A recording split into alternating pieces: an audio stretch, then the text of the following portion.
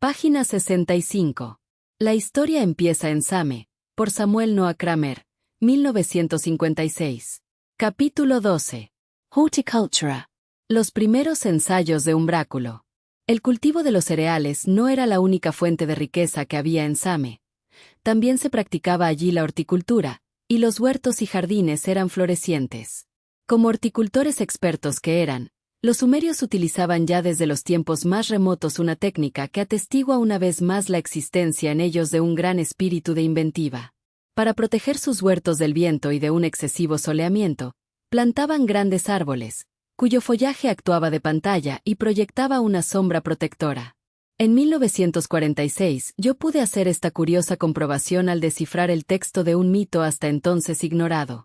Me hallaba entonces en Estambul como profesor delegado de las Escuelas Americanas de Investigaciones Orientales, de Chicago, y también como representante del Museo de la Universidad de Filadelfia.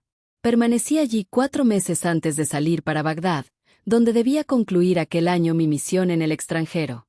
En Estambul me dediqué a copiar un centenar de tabletas literarias con textos de poemas épicos y de mitos, temas por los que yo me interesaba muy especialmente.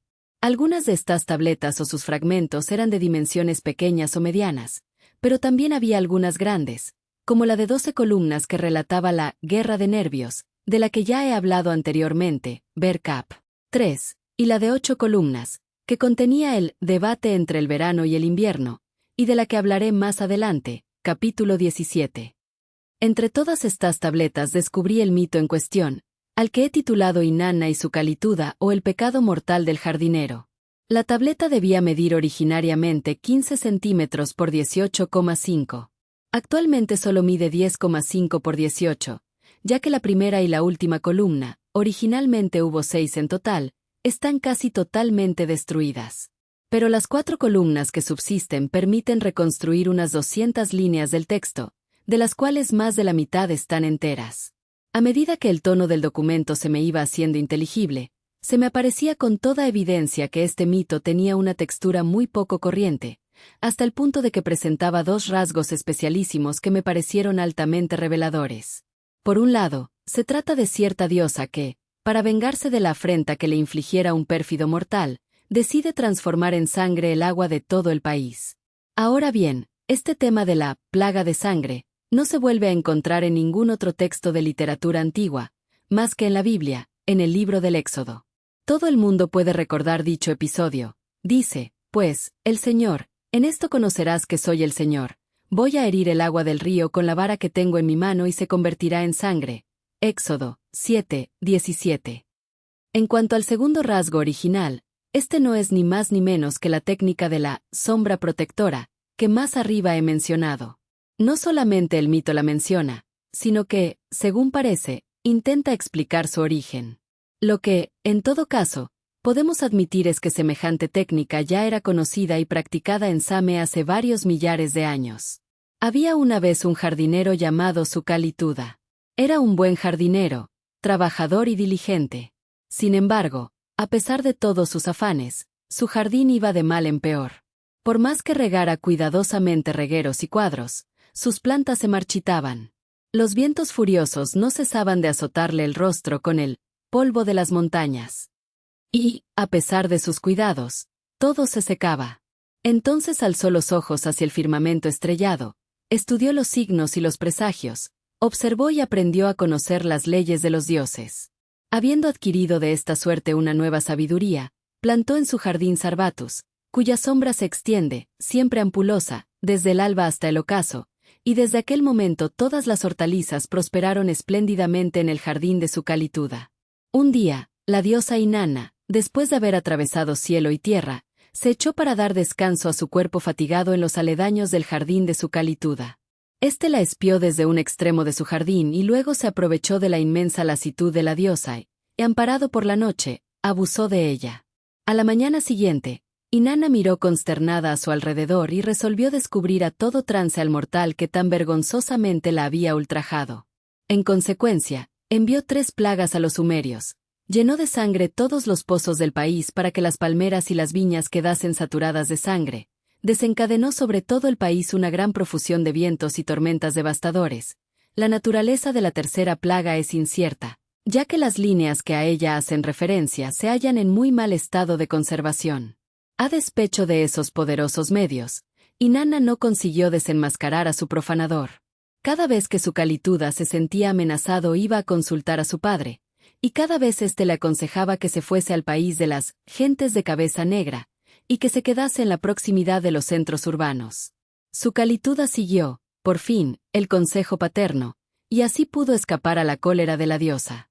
El texto relata a continuación que, viéndose incapaz de lograr una cumplida venganza, Inanna, llena de amargura, decidió ir a Eridu y pedir consejo a Enki, dios de la sabiduría. Y así termina para nosotros la historia, ya que la tableta, como he dicho, está rota. He intentado una traducción de la pieza. Las líneas siguientes, extraídas de ella, las más inteligibles del poema, explican a su manera, a beneficio de lectores indudablemente menos presurosos que los de hoy en día, una parte de lo que acabo de resumir. Su Calituda. Cuando vertía el agua en los surcos. Cuando cavaba regueros a lo largo de los cuadros de la tierra. Tropezaba con las raíces, era arañado por ellas. Los vientos furiosos con todo lo que traen. Con el polvo de las montañas, le azotaban el rostro. A su rostro, y sus manos. La dispersaban, y él ya no reconocía a sus. Entonces él alzó los ojos hacia las tierras bajas. Miró las estrellas al este. Alzó los ojos hacia las tierras altas.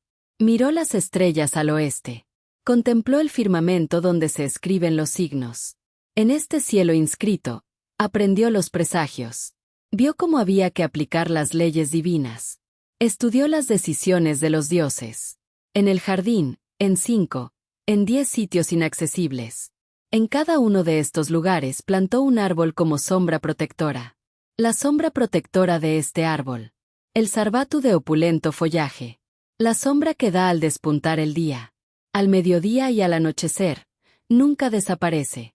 Ahora bien, un día, mi reina, después de haber atravesado el cielo. Atravesado la tierra. Inanna, después de haber atravesado el cielo. Atravesado la tierra. Después de haber atravesado el Am y Subur. Después de haber atravesado la Yeródula, Inanna, vencida por el cansancio. Se acercó al jardín y se adormeció. Su Calituda la vio desde el extremo de su jardín. Abusó de ella, la tomó en sus brazos. Y después volvió al extremo de su jardín. Despuntó el alba, salió el sol. La mujer miró a su alrededor, espantada. Inanna miró a su alrededor, espantada. Entonces, la mujer, a causa de su vagina, ¿cuánto mal hizo? Inanna, a causa de su vagina, lo que hizo. Todos los pozos del país los llenó de sangre. Todos los bosquecillos y los jardines del país. Ella los saturó de sangre. Los siervos que habían ido a buscar leña no bebieron más que sangre. Las sirvientas que fueron a llenar el balde de agua, no lo llenaron más que de sangre. Quiero descubrir a aquel que ha abusado de mí. Por todos los países, dijo ella. Pero al que había abusado de ella, no lo encontró. Porque el joven entró en la casa de su padre.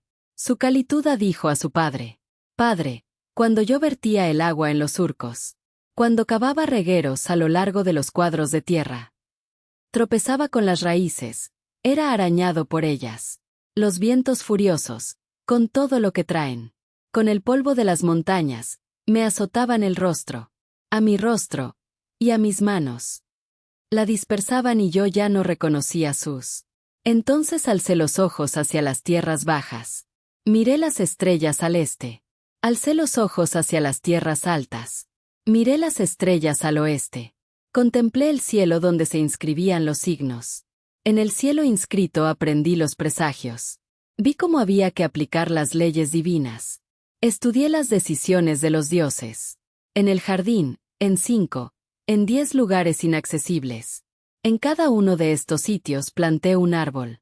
Como una sombra protectora. La sombra protectora de ese árbol. El Sarvatu, de opulento follaje. La sombra que da al despuntar el día. A mediodía y al anochecer. Nunca desaparece.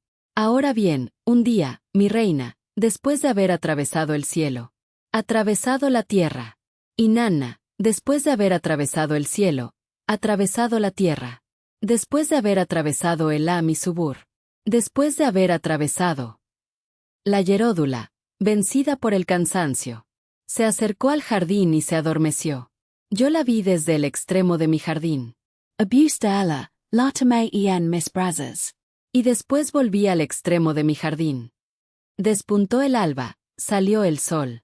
La mujer miró a su alrededor, espantada. Y Nana miró a su alrededor, espantada. Entonces, la mujer, a causa de su vagina, ¿cuánto mal hizo?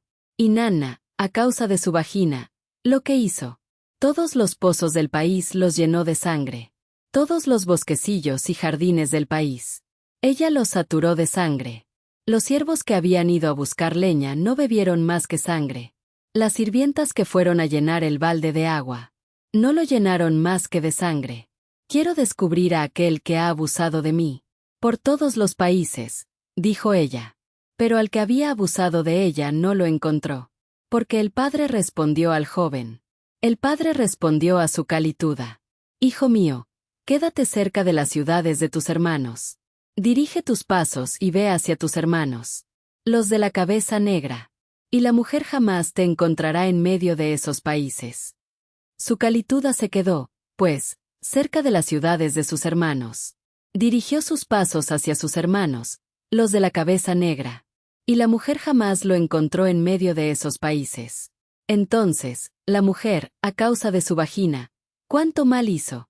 Y Nana, a causa de su vagina, lo que hizo. Página 68.